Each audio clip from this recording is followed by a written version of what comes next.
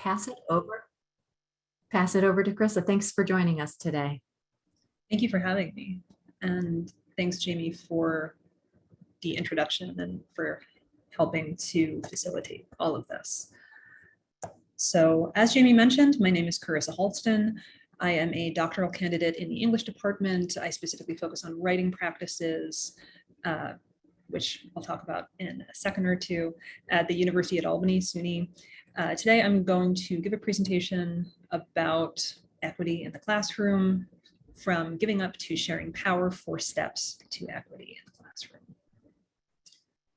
So I'd like to start by acknowledging that I live on ancestral territory lands of the Kanien'kehá:ka people and the Mohikana people, and teach at University at Albany, SUNY, which is built on the ancestral lands of the people from the 6 nations that comprise the Haudenosaunee Confederacy. These indigenous peoples were dispossessed of their land through a series of broken federal treaties that promised permanent residency elsewhere to them and their descendants. The best way that we can honor these treaties as settlers and descendants of settlers is to support our local indigenous neighbors in their ongoing fight against further dispossession and violence. Paying land taxes to indigenous nations and learning about indigenous histories also helps. With that in mind, an introduction to what I teach and what I study. I teach writing classes focused on anti-bias and anti-racist literacy practices. Specifically, I teach students how to write about race and gender in a non-discriminatory way. I use 2 theoretical lenses in class and in this presentation to accomplish this goal. First, I use Black feminist rhetoric, which centers the experiences of Black people, especially women and gender nonconforming people, and indigenous feminisms, often Muskogee, which is the ancestry that I share through my mother's side of the family. An overview of the presentation. During the first half, I'll go over some definitions and history to contextualize why anti-bias and anti-racist pedagogy is necessary across the curriculum. Along the way, I'll outline the power imbalance that exists between teachers and students. And in the second half, I'll detail the 4 steps teachers can take toward equity in the classroom. Before I get to any of that, though, I want to start by defining equality and equity. So we hear about equality all the time. Equal rights, equal pay, equal opportunity. But in practice, descriptions of equality often carry bias. Equality is all over the founding legal documents for the United States. From the Declaration of Independence, we have this quote, "We hold these truths to be self-evident, that all men are created equal." Equality in this context relates to equal status as a human. But we have to remember the founders' biases and pay attention to their word choice. These self-evident truths and rights were reserved for men. But when the Declaration was written, there were plenty of men who weren't considered men, including all men who weren't white. And if you were not men during that time, according to this document, then you were not human. If some people's humanity is denied based on their gender, then that so-called equality of men doesn't exist. And if we consider equality, we have to also think about equal. Oxford defines equal as being the same in quantity, size, degree, or value. Equal then means the lack of difference. So if anyone is different than anyone else, we can't have equality. It seems unfair, right? Which brings me to equity. Equity means fair and impartial treatment. If the founders of the United States had written the Declaration with equity in mind, instead of writing, "all men are created equal," they might have written, "all humans are equal." That gets us closer to the original draft, by the way. In fact, an early draft included a passage condemning slavery, which might, in today's English, read something like, "Everybody's equal. We inherited slavery from the British. No one should enslave anyone else ever." But the the founders revised that draft to remove all references to slavery because they had an economic investment in the labor of enslaved people in the southern states and continued sales of ship passages from states in the north. So what does that have to do with equity? What we choose to say or not say, to write or not write, and the way we choose to communicate each is directly related to power. No teacher watching this presentation would deny that power imbalances exist between teachers and students. But much like the drafting of the Declaration, our ideas about education are connected to our ideas about race and gender. Although many of us want to treat all students equally, we have to admit that equality denies difference, which leads to bias. So, overview. Equality means everyone is the same. Equity means everyone is treated fairly. You may have already heard about equity in higher ed when it comes to diversification initiatives on campus.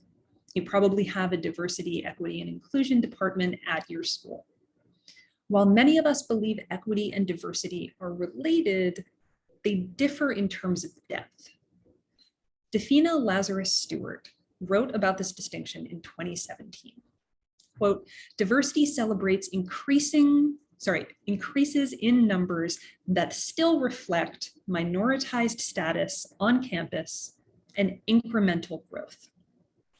Equity celebrates reductions in harm, revisions to abusive systems, and increases in supports for people's life chances as reported by those who have been targeted. So our responsibility as teachers, based on Stewart's quote, is that most of us go through our careers aiming for equality in the classroom because we were taught to treat everyone equally. But equal treatment denies the different ways people experience the world and denies that differences determine need. We therefore have a responsibility to students to make our classes more equitable and accessible, and I mean accessibility across all identities, not just in terms of diagnosable disabilities. When we teach based on what students need, we make our courses more equitable by default. Which brings me back to the title of the slideshow. So 4 steps to achieving equity in the classroom. Step 1, admit your failures as a teacher and then fail better. How? Research anti-bias and anti-racist pedagogy. Step 2, allow research by marginalized scholars to change the way you teach. How? Cite more marginalized scholars, at least half, yes, half of your syllabus. Step 3, share power with students in your class. How? Let students choose their own learning objectives. Step 4, give up as much unequitable power as you can. How? Grade students on labor. If these 4 steps seem overwhelming, don't panic. You do not have to fix everything tomorrow. Effective anti-bias and anti-racist teaching requires long-term commitment, and it will take informed effort, which takes time. If you want an equitable classroom, you need to build an ongoing practice that you can expand as your understanding grows over time. That said, no matter where you are in your approach to anti-bias and anti-racist teaching, you'll need to learn to talk about race and gender in your courses in order for your students to feel safe to address any problems they encounter. What problems, you ask? Here's a scenario. What happens when a young Black woman encounters racism in a college class? Do we expect that student to approach the instructor? What if the instructor is the source of the racism? Over and above dealing with discrimination, The student now needs to worry that her teacher might grade her poorly if she speaks up, or that her teacher might grade her poorly either way. That student suddenly has to solve 4 to 5 problems instead of simply showing up to class and learning with her classmates. Enter anti-bias and anti-racist pedagogy. In most classrooms, for most teachers, that student would be out of luck.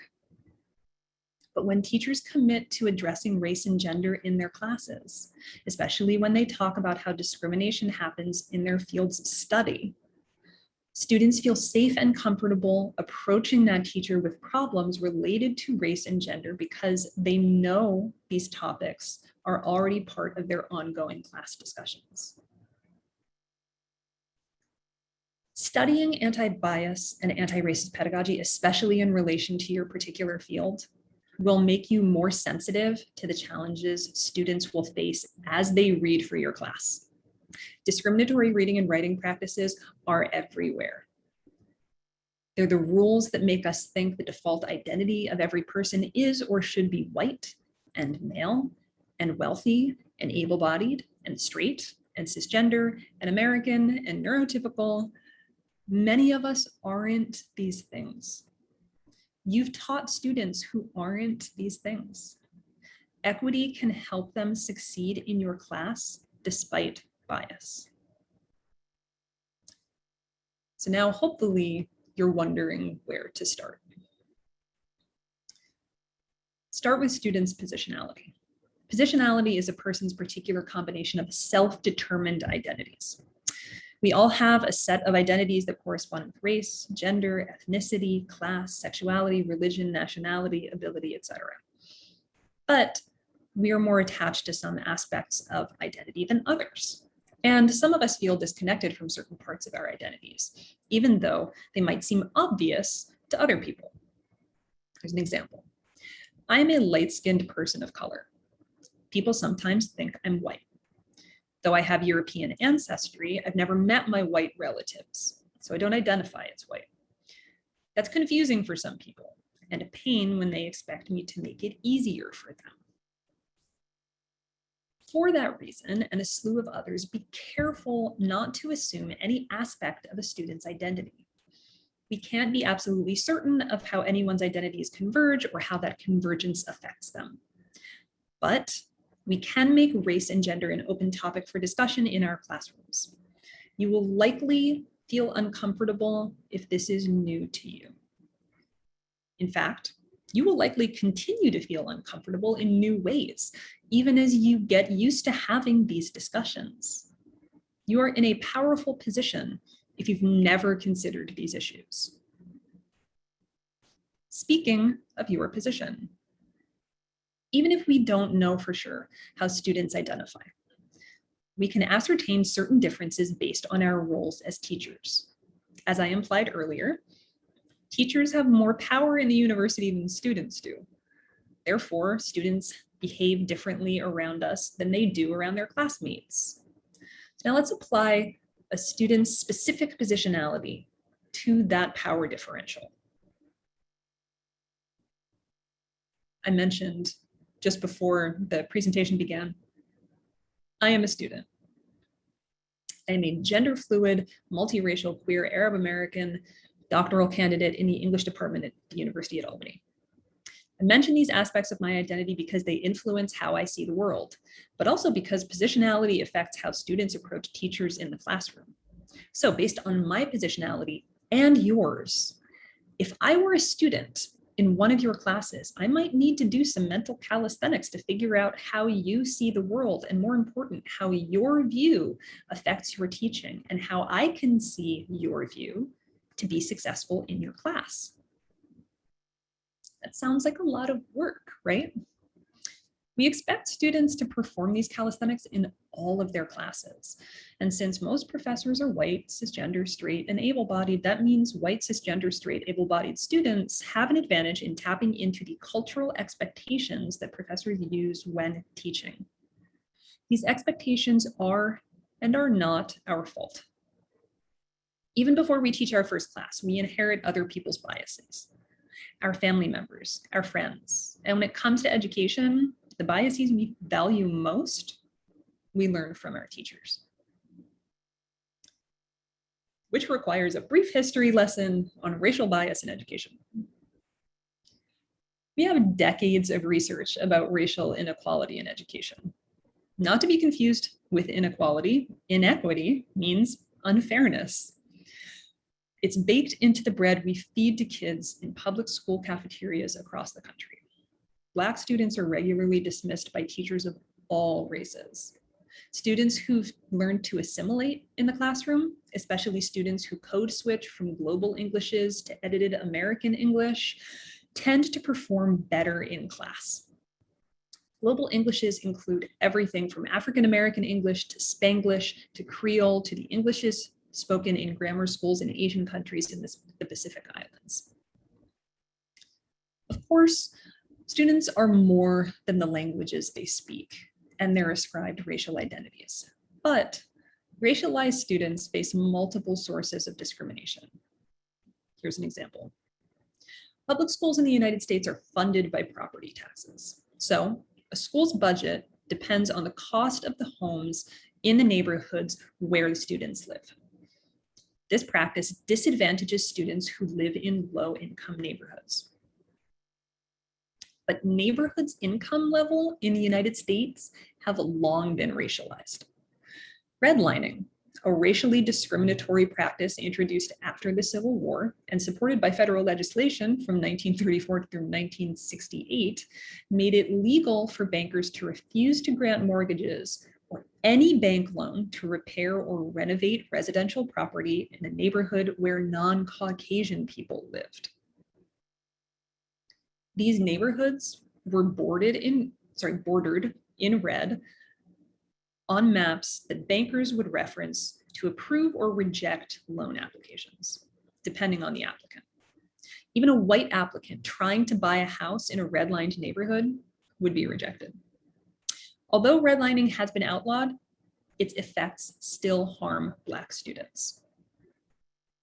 Because of redlining, we still have a persistent racial wealth gap between Black families and white families today. Segregated neighborhoods result in segregated schools. White students from affluent neighborhoods have more material resources in public schools than students of color from low-income neighborhoods in public schools. When I say material resources, I mean the following. Research tools, so library books, class books, subscriptions to online databases, college prep materials and courses, faculty and staff, access to teachers, tutors, guidance counselors, mentors, computers, and up-to-date software, including reliable Wi-Fi, access to food, breakfast, snacks, lunches, meal plans, and vending machines, and extracurricular activities, field trips, student groups, access to cultural capital. This is not an exhaustive list. Not to mention the differences between public and private schools. Now, when students lack resources, they can't perform as quickly or as well in the classroom as students who have access to material wealth. So they hear their school's test scores are low, and they understand that means no matter what they do, they can't compare to students whose test scores are higher. Students who've experienced these sorts of hardships at school develop oppositional coping mechanisms to help them navigate school and life. And when they enroll in college, those coping mechanisms come too. So students arrive to our classrooms with decades of experience about how other people view them because of their race, ethnicity, and gender. This experience does not make them experts, but it does make them keenly aware of the gaps in other people's knowledge about their communities and how those gaps influence misconceptions about them. As if that's not hard enough, when people in power at colleges have misconceptions, those misconceptions become standardized. So teachers and students internalize rules that lead to racial discrimination. An example. Multilingual students who've taken my classes have conveyed these misconceptions when they've told me their view of their writing abilities. I've always been a bad writer. I'm no good at English. My papers don't sound smart enough. Students of color have learned to blame themselves for the troubles they've had in classes because they've been taught that teachers don't make mistakes. The first step to fixing this problem is holding ourselves accountable when we make mistakes in the classroom.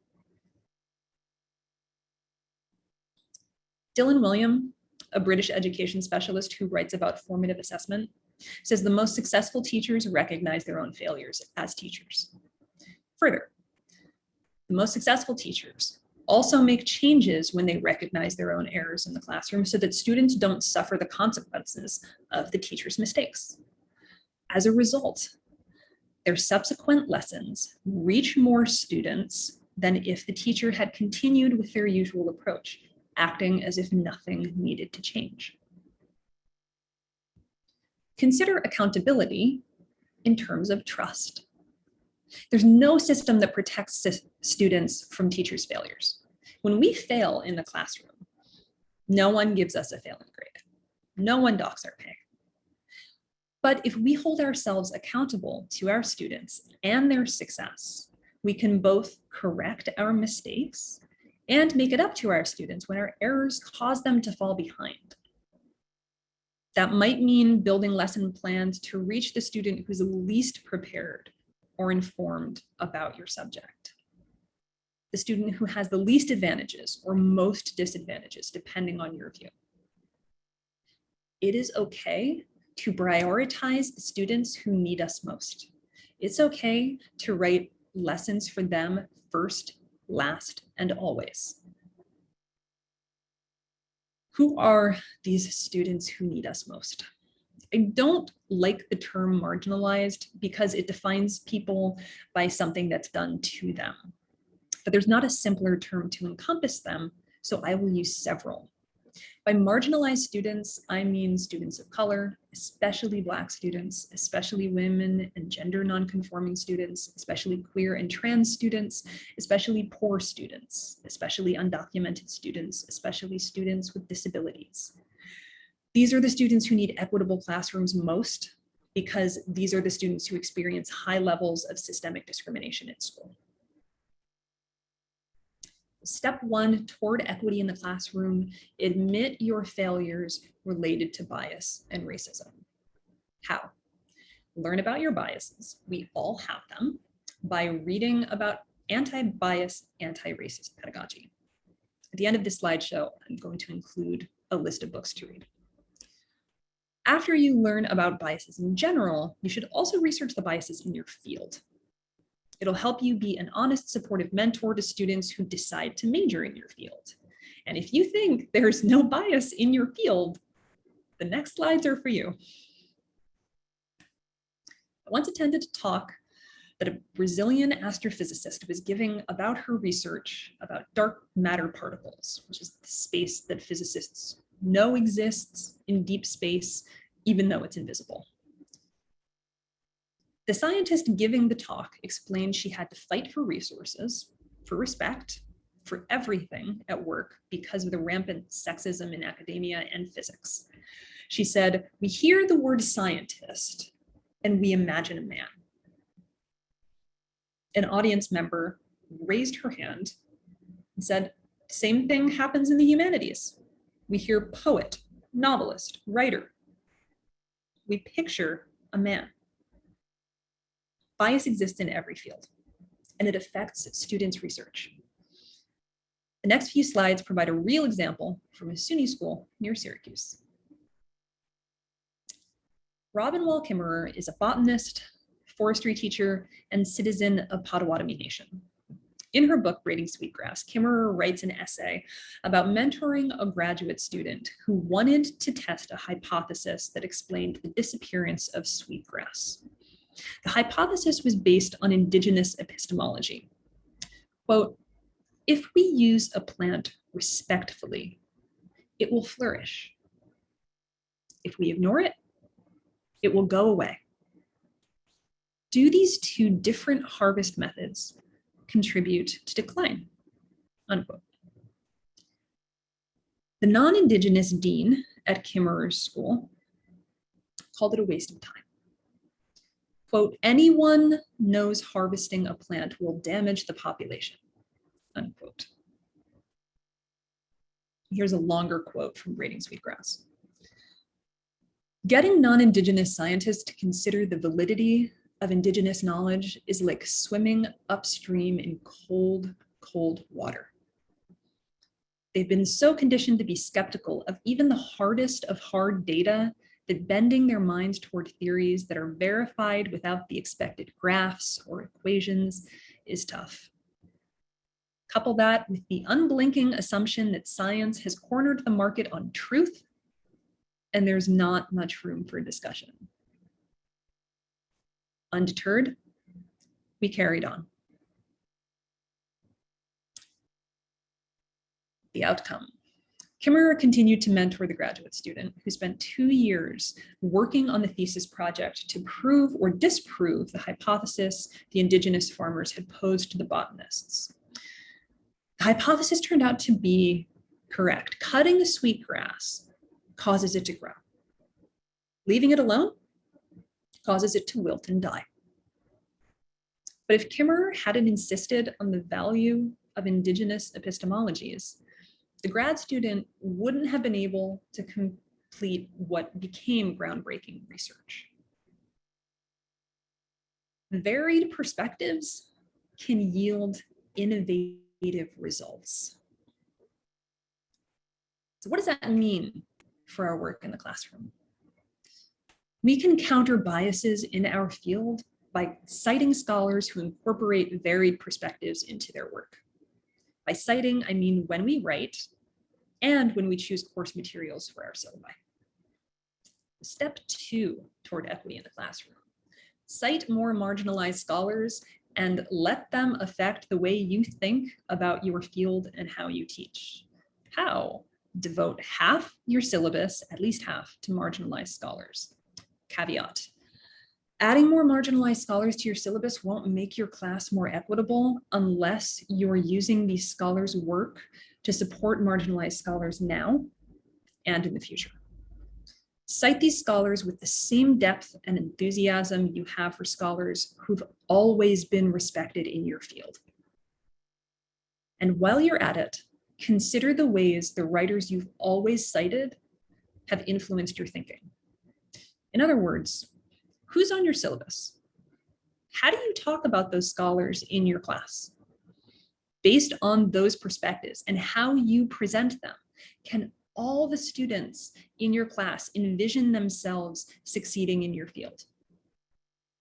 And even if they can envision themselves succeeding in your field, are you being honest about the challenges they'll face? Addressing biases in your field will send a message to the students who need the most support that you take anti-bias and anti-racist pedagogy seriously. For the rest of the students in your class, you'll provide one example for how to openly talk about bias.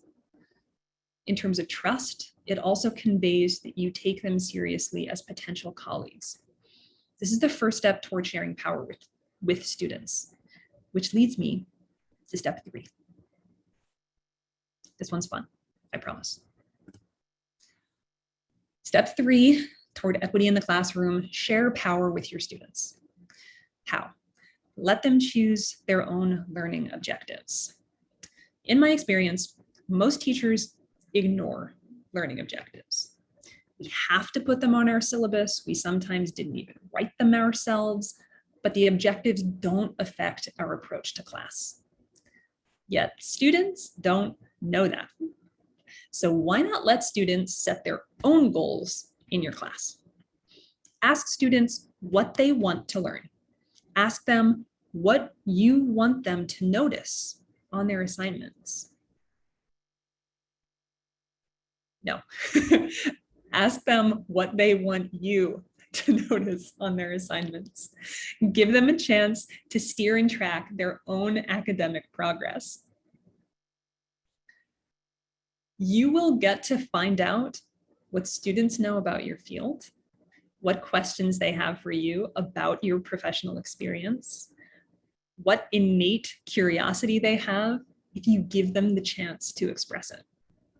The best part, you'll get to talk about the application of what you study and open the floor for students to ask questions about that application. Remember that you'll still start with students' positionality. So if you were teaching environmental studies and you have a student who grew up in the Bronx, they might want to learn about urban planning. Don't dissuade them. When I give students a resource that helps them learn about a topic they care about, their engagement in class skyrockets.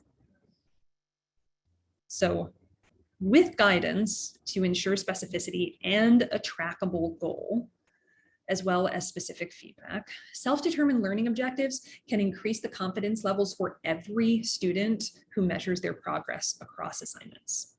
If you are wondering how I could possibly qualify every student, I did a study on self-determined learning objectives in fall of 2020.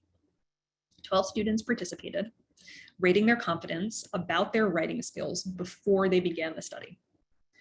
Only 1 out of 6 white students said they felt unsure about their writing skills.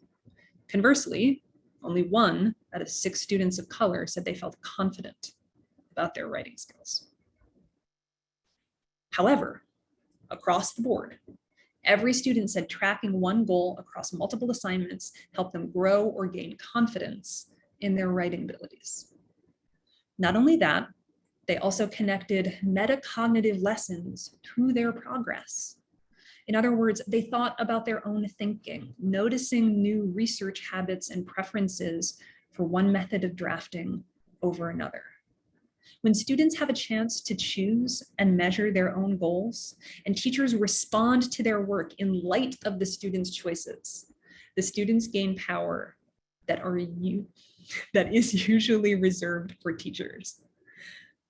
That levels up their position from student to practitioner. By the end of the semester, with one exception, all the participating students had unequivocally positive feedback about the learning objectives. The one student who didn't engage at a deeper level, they cited procrastination as the reason, still said they felt they had grown, even though they struggled. The students were also more engaged in studying and working on their assignments, and I was more motivated to grade papers. I was excited to track their progress and give them feedback that they expected. Speaking of feedback, here's a snippet from a multilingual student of color who participated in this study. Quote, "It was difficult to choose a goal since I think I am horrible in English. I honestly liked and disliked having the freedom to choose. I'm slightly dyslexic, so I have tracking problems. So I read the line below. I'm looking forward to getting feedback. Many of my teachers in middle school kind of didn't show hope for me. So they expected me to just fail English instead of help. But you actually gave me great feedback that will help me in the future."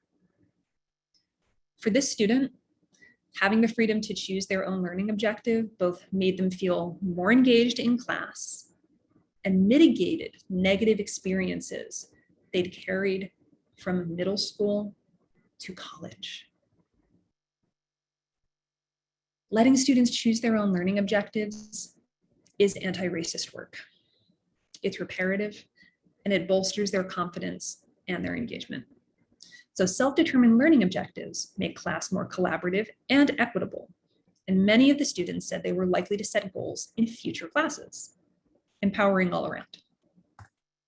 Speaking of power, as I'm sure you could guess, I structure my classes around student empowerment. Validating student knowledge, encouraging students to value their experiences, and holding myself accountable are tenets of all my courses. But these practices only work when I relinquish the power that creates distance between me and students in my classes. There's power that comes along with experience, and there's power that comes with hierarchical position. And the second one has no place in an equitable classroom. So for those of you waiting patiently for step 4, give up. Step 4 toward equity in the classroom, give up on equitable power in your class. How? Grade students on labor. Grading on labor looks different in every class. In a class that requires exams, it might mean giving students the option to take a test over and over again until they feel more confident about the material. In a writing class, it might mean having an open revision policy. So if a student fails an assignment, they can hand in as many revisions as they want to pull up their grade. When I teach, I grade students on whether they've handed in a draft that meets word count, addresses the topic, and includes the student's attempts at developing or practicing a set of skills outlined in the assignment description. I also have an open revision policy so students can revise to bring up their grade if they fall short on these requirements. Grading on labor disrupts the system that paralyzes students into inaction or procrastination because they're worried about getting the material wrong. One of the students who participated in the study about learning objectives entered the class with a lot of experience in writing. They had taken college prep courses and knew about visual rhetoric, which I ask all students to do because they basically speak in memes. This particular student wrote sophisticated drafts, came to my office hours and asked detailed questions about assignments. Imagine my surprise when they confessed at the end of the semester that anxiety about making mistakes when writing often led them to avoid starting their assignments. Here's an excerpt from that student's final reflective writing essay. Quote, "It was a big help remembering that we were graded on labor. I'm sure you can probably guess I've been an academic overachiever, so I stress myself out and don't want to start things that I'm not positive I can do perfectly. But remembering that I wouldn't be penalized for it helped me just get started doing some research and writing the paper, which for the most part, I feel like most of them came out pretty good in the end." Grading on labor levels up students' scholarly potential, proving that their research and scholarship is as important as ours is, and that we value their time and effort, no matter the experiences they've had in the past. Again, for students of color, this is reparative work. So many of students of color I've met have had some negative experience in school where their perspective was devalued or their entire culture was demeaned or depicted in a disparaging way. We often spend our time either unteaching these lessons or reinforcing them, whether we know it or not. If we are more intentional in making class policies that support students, our classes will be more equitable each time we teach. Final point, accessibility and anti-bias, anti-racist pedagogy. Accessibility is an anti-racist issue. Since this series is about online teaching, I want to conclude by connecting accessibility to anti-bias and anti-racist teaching. Disabilities are not one size fits all. A student with low vision has different needs than a student with dyslexia. But one thing holds true for all students of color and low-income students. They are disproportionately diagnosed with learning disabilities. And the statistics reveal anti-Black bias. In 2016, 12% of Black students across the nation were identified as having disabilities ranging from emotional disturbances to physical and learning disabilities. White students represented 8.5%. Worse, from 2006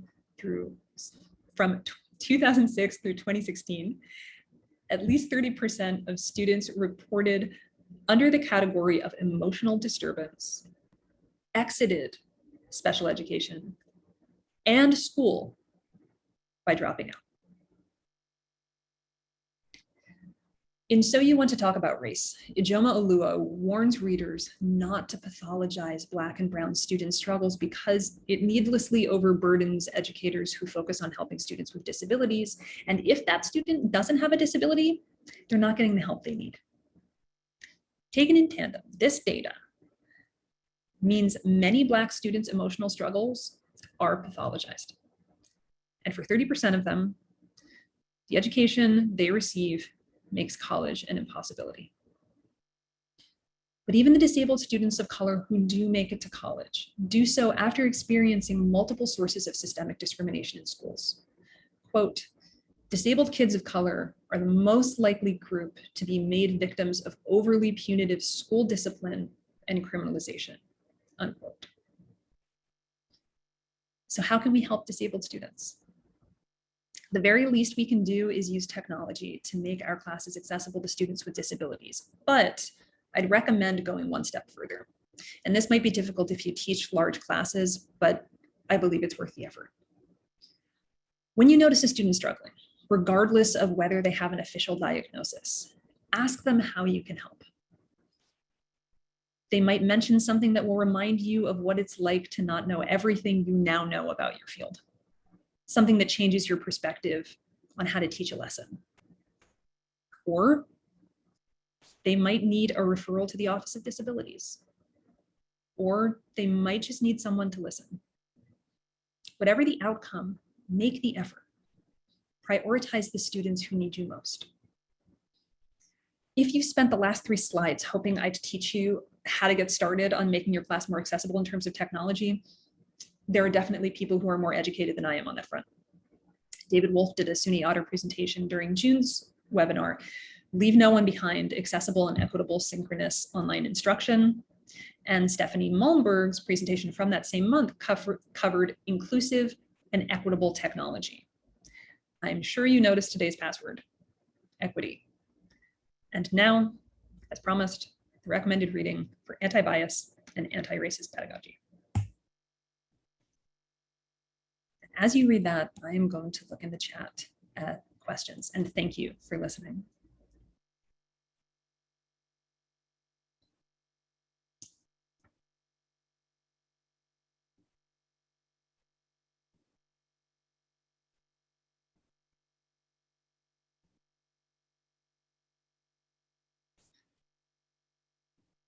Jamie mentioned, I'm so pleased to see so many schools switching to free meals for all students and offering meals for students over summers and breaks long past due. Yes, absolutely. This is a racial justice issue. It's also class justice. The gates that have been set up, you make too much money to qualify for food, doesn't help students learn. So yes, absolutely agreed. Nosley, hi Nosley. This bias existed in my field of study as well at SUNY. Every required philosophy course only used white male Eurocentric philosophers. Not a single woman or philosopher of color was included in our reading unless you chose to take an elective. Yeah, the canon is historically white and male, though even, it's super weird, even if we consider really, really, really old texts, you're reading Greeks or like old white men, but there was no like conception of white that long ago.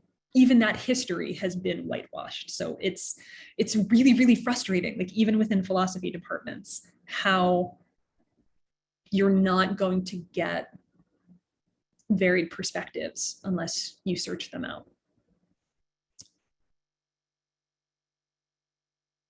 Aw, you're all so kind. Okay, Tim Nichols, I have a question that pertains to my fields. Okay. So I'm gonna read Tim's question and then I'm gonna go back and read Jamie's comment. So Tim says, I'm in teacher education and I desperately want to help make teaching more accessible to a diverse population. And I've noticed a pronounced problem that we have almost no Black male teacher candidates, and the ones who start with us have a high attrition rate. I also note that they are more likely to come with writing deficits. I've tried to rework my classes to make room for that, but here is the question and problem. And I think Tim is typing that out right now. Everyone who's saying thank you. Thank you for listening. I know that talking about race and gender is a muscle that you have to learn to flex and then learn to hold. So sitting through 45 minutes is part of that muscle. So thank you for doing that. All right. So we as schools and society still hold high standards for teachers' written communication. How can I hold both of those values? So, Tim, if you look at the screen that I've shown you, Patricia Hill Collins' Black Feminist Thought, Bell Hooks' Teaching to Transgress. Black feminist rhetoric gives an amazing wealth of information about how to reframe knowledge validation. I also quoted higher in the presentation, William Labov, who's a linguist, wrote a book that I believe was published in 2012 called Diversity in America. And he has a specific chapter on the history of African-American English and how I'm going to date myself right now. When I was very, very young, I remember there being a conversation about Ebonics and what it meant. Was it good English? Was it bad English? Could it be taught in schools? Was it a language? And I remember everyone declaring very thoroughly and deeply, no, this is not a real language. It is illegitimate English. And even as a young person, I was like, I don't understand why we're describing it this way. And as I learned about the history of it later on, linguists basically were going out of their way to legitimize African-American English as Ebonics so they could teach it in schools. So they could offer, it was like language rights to students who grew up essentially multilingual. Understanding edited American English was the prized version of English in which so many teachers converse. But we all code switch when we teach. I move through lots of registers when I teach, and I believe most teachers do. Our students should be allowed to do that too. So I think part of addressing the problem that you're seeing is being really honest with the writers who, I just wanted to reread this. So the Black male teacher candidates, being honest with them and saying, look, I recognize that you are experiencing this challenge because it is part of the system that devalues basically what you bring to the table.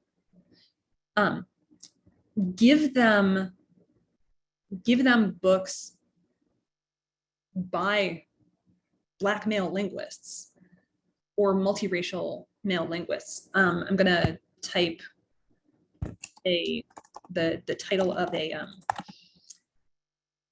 anthology called Ratiolinguistics,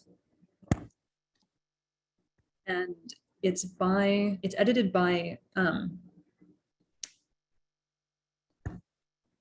H. Sami Alim and a couple of others. But in the not super long history of linguists writing academic texts in African-American English, there's so much code switching that happens in the writing itself to show the richness of that language. I think basically giving them model texts and then saying, okay, look at who this person is citing.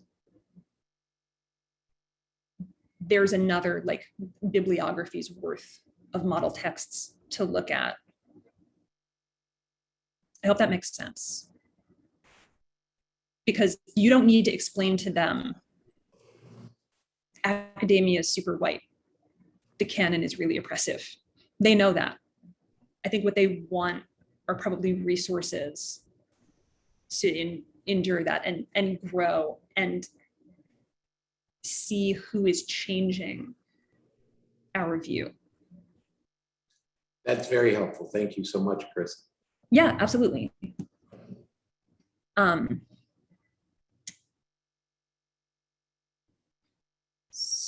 So I don't want to go over time, so I'm like, I keep glancing at my phone. You're doing great, Carissa. You have plenty of time. Okay. So Jamie, you had said, I teach general psychology, which is dominated by white middle-class researchers and participants. I bring in a broader range of research, but I am going to expand it to having students discuss this as well. Make it more visible that we need to think more globally and inclusively in every subject. Absolutely. There are so many, there's so much pushback that I encounter as a student and as a researcher, where we believe that our local conception of race and gender, even if we recognize it's not the only one, that it takes precedence. So I think looking at the literal globe, like we live in the global north, looking at literatures from the global south, looking at what authors and researchers do to kind of reframe the tools that we use, that we all collectively use them, is one way to expand students and teachers, for that matter, conception of race and gender.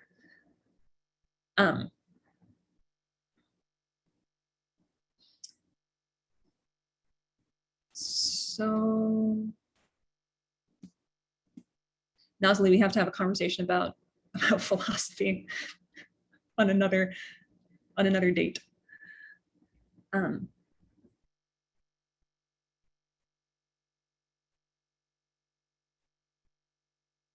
So, Tim, is this PowerPoint going to be available? Yes, I emailed it. So all of those links, you'll be able to click on them. So that's in there. And that's going to include all the typos that I stumbled over. You can you can fix those if you want, and just send me a new copy, Carissa, if that matters to you, but it's fine. Okay. Like, I just think it's funny because I'm like, ha ha ha, I'm going to read through this and it's going to be verbatim. I'm like, except for the errors. We're all human. Yeah, absolutely. So I don't see any other questions in the chat, but if anyone has any other questions that they want to send verbally, Nazli just said, is this usually how I present to my students? I know that people say reading off the slides is bad, but I honestly love this approach and I feel like I consume the information better. So Nazli, that's an excellent question. I used to build presentations completely differently. And then I realized that it would make it impossible for someone who is reading on a screen reader it would take so much longer for them. Basically, I would repeat the slides so that each line would appear as I was reading it, so I didn't need notes. And that is not accessible at all. So within this past year, when I was teaching online, this is how I taught every class. I would make a presentation, but it was far more interactive. I would just pause and I would say, okay, Now we're going to do a writing exercise. I'm going to turn my camera off so it doesn't feel like I'm surveilling you. Take this 2 minutes, 5 minutes to draft about this thing. And then we're going to come back and talk about it. Like, and all of the instructions were there on the screen, so they didn't need me per se, in that sense.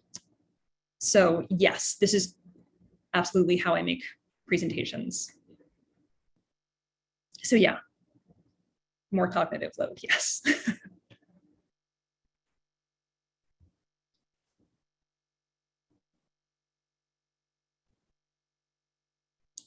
Are there any other questions? Well, I think they are winding down, Carissa. I really do appreciate you joining us here today, and I thank everybody for your attention and your participation in the chat. Any Thank you other for having me. questions? Oh, yes, it was our pleasure. Thank you so much. If not, then I'm going to stop the recording.